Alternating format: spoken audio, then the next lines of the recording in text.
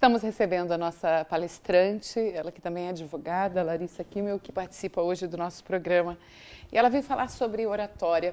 Aliás, ela já tem apresentado para a gente algumas ferramentas interessantes nos cursos que ela ministra, não só aqui em Santa Catarina, como em outros estados também.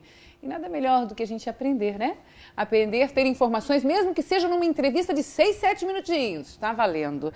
Seja bem-vinda, Larissa, ao nosso programa. Obrigada pela participação, viu? Boa tarde. Obrigado, Vera. Larissa, você já passou aqui algumas técnicas relacionadas à oratória. E a gente já sabe, já conhece algumas informações bem interessantes. Mas, sem dúvida, quando me falar, a produção comentou, nossa, Vera, ela vai falar sobre a roda da oratória. Eu falei, gente, o que isso significa, a roda da oratória?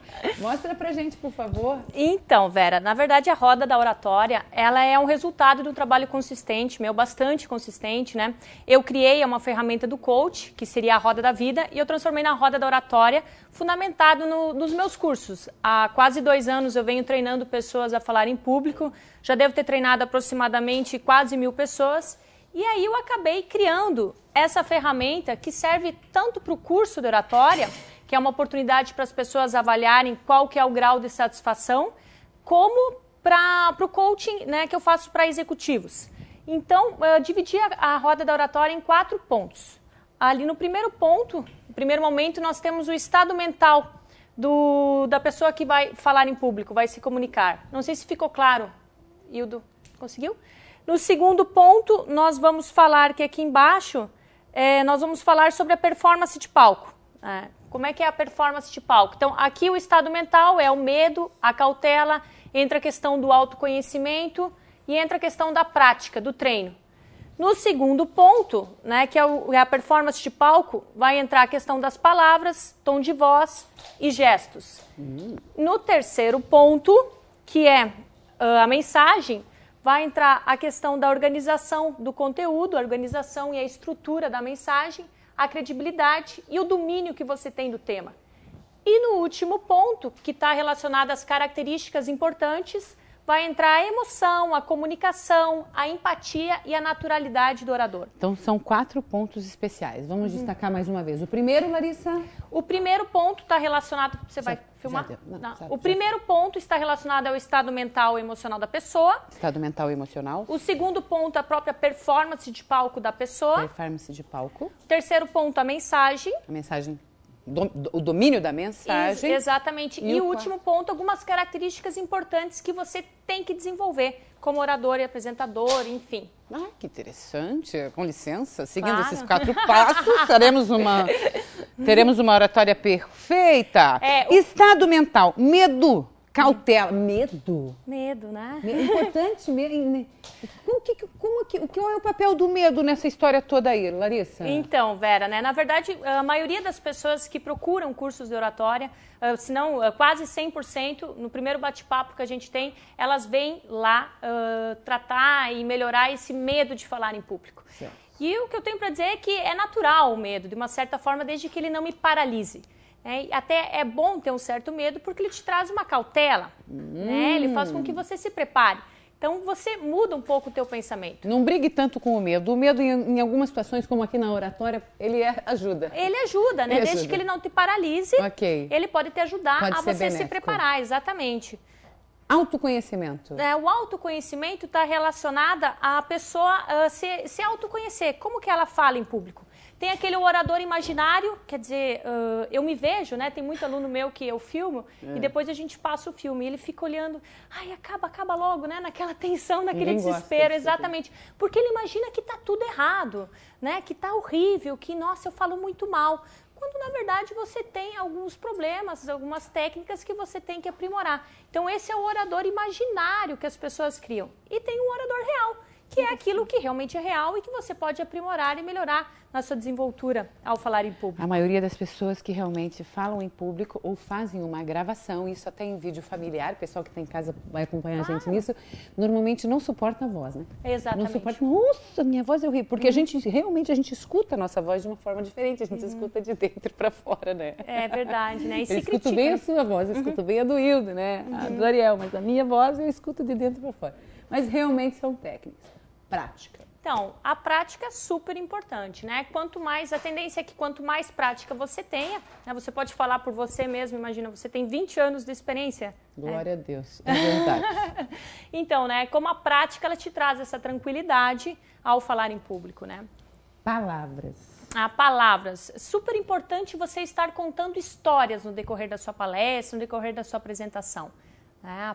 Palavras, ela está bastante relacionada às histórias que você pode estar contando. Voz. Voz. Então, tem muita gente que acha assim, que quando quer chamar atenção, fala alto. Né? É legal falar alto? É, claro, mas é importante você modular a sua voz. Tem horas que para você realmente chamar atenção, o legal é dar uma pausa e falar baixinho. Isso talvez como se você fosse contar um segredo aqui para Vera. Gente, isso acontece até com as crianças mesmo, né? Quando a gente fala muito alto com criança, a criança não obedece muito não escuta no primeiro minuto, no segundo já está aqui, ó, já virou o rostinho, já está fazendo outra coisa. E quando você chama atenção pelo cílio, vem cá, quero te contar um segredo, realmente até a criança para, né? E ouve, boa. Performance de palco.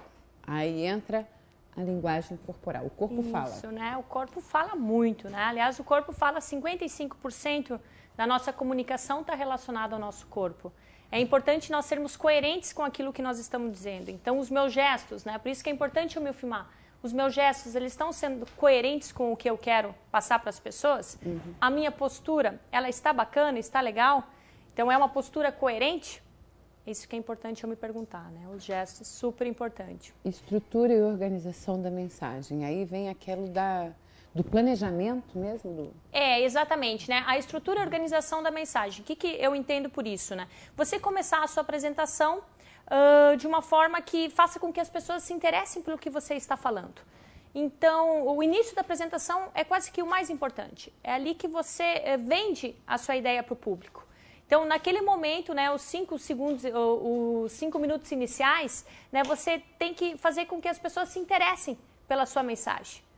E aí é uma forma de você colocar o que você vai falar para elas, que problema você vai resolver para as pessoas, como é que elas vão se beneficiar daquilo que eu estou falando. Então tem muita gente que fica um bom tempo demandando, falando sobre o seu currículo, né, sobre as suas experiências, quando na verdade as pessoas querem saber por que eu tenho que escutar a Larissa, por que eu tenho que escutar a Vera, o que eu vou me beneficiar com o que aquela pessoa vai dizer. Então é importante. Vou ajudar vocês a falarem em público, a melhorar a sua habilidade de falar em público. Deixe isso claro para a pessoa, nos primeiros momentos, nos primeiros minutos da sua apresentação. E depois, é claro, você desenvolve ela de uma forma organizada, para que as pessoas possam estar entendendo a sua apresentação, né? Existem métodos para isso. Aí tem um quadradinho aqui também, que está em destaque a palavra credibilidade. Isso, exatamente. A credibilidade é importante, né? Porque você tem que fazer aquilo que você está dizendo. Então, né, é muito importante, políticos, advogados, enfim, que vocês tenham credibilidade, que você realmente faça aquilo que você diz para as pessoas. Isso está relacionado à mensagem, à credibilidade que você vai passar para elas. Bom, o domínio do conteúdo, isso é fundamental. Fundamental mesmo, sabe, Vera? Eu diria assim, o principal de tudo, né? Não venha com enrolação que o povo não aguenta lorota, exatamente, né? Ninguém mais quer perder o tempo com enrolação, nem pode, né? Nem pode. Exatamente. E é interessante porque na roda, né, o objetivo é que a pessoa ela foque em determinados temas para que possa alavancar os demais. Então, se eu for trabalhar o domínio do conteúdo, eu vou, consequentemente, trabalhar a minha própria linguagem corporal. A tendência de que eu saiba, quando eu sei melhor o meu conteúdo, a minha linguagem corporal, a minha postura, ela é mais confiante, ela é mais segura do que quando eu não sei. Né? O corpo não mente. E até mesmo o medo. Então, quando eu sei o meu conteúdo, consequentemente, eu vou tender a ter menos medo, né, para falar em público. Bom, aí entra o destaque da comunicação, que nós vamos ter uma boa desenvoltura se a gente está dominando, se ele realmente tem credibilidade, se ele foi estruturado, se ele é organizado. Se eu estou apresentando já com uma linguagem corporal bacana, se eu já estou com uma voz legal para chamar a atenção ou para suavizar as informações, mas daí entra a comunicação, aqui a emoção, empatia e naturalidade, seriam os últimos 3 pontos. Isso, né? O que eu destacaria principalmente é a empatia. Então, a empatia é o quê? É a capacidade que eu tenho de me colocar no lugar do outro. Então, isso que eu estou falando é importante para as outras pessoas. O orador, o apresentador, né, o palestrante, ele tem que ter essa capacidade de empatia para realmente conquistar as pessoas no seu discurso. A gente é muito parecido, o ser humano é muito parecido. E realmente a maioria das pessoas tem algumas dificuldades em relação à oratória. Ah, com certeza, ao né? falar em público, né? Às vezes você começa por necessidade, aí você... Às vezes, acho que a maioria das vezes é por necessidade, né? Você entra no emprego, você quer fazer o que você precisa ganhar dinheiro, você precisa se comunicar, que realmente é a base. Né? E aí você vai fazendo, e realmente a questão da prática eu vejo como algo bem importante mesmo. Larissa, o bacana é que seriam técnicas muito interessantes que hoje você apresenta através da sua palestra e que realmente ajuda. E ajuda até os adolescentes, gente. Até, é verdade, eu treino adolescentes. Imagino. Eu lembro que na época de escola, aquilo de aula, como é que é?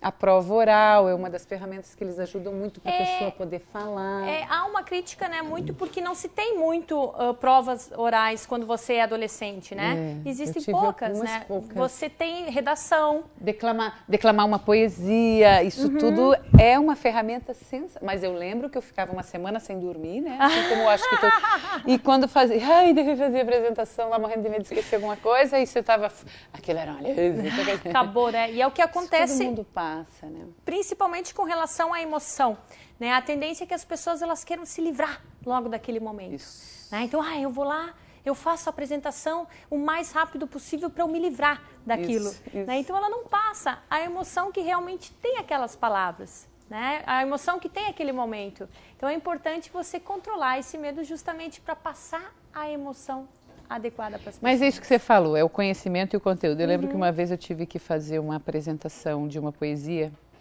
e eu não estava dominando a poesia. Eu lembrei de uma música que a gente tem, sempre uma música que a gente gosta, né? Aí eu decidi declamar, falar a música, que também não deixa de ser uma poesia. E como eu conhecia a música de frente para trás, de trás para frente, foi uma beleza. Foi fácil.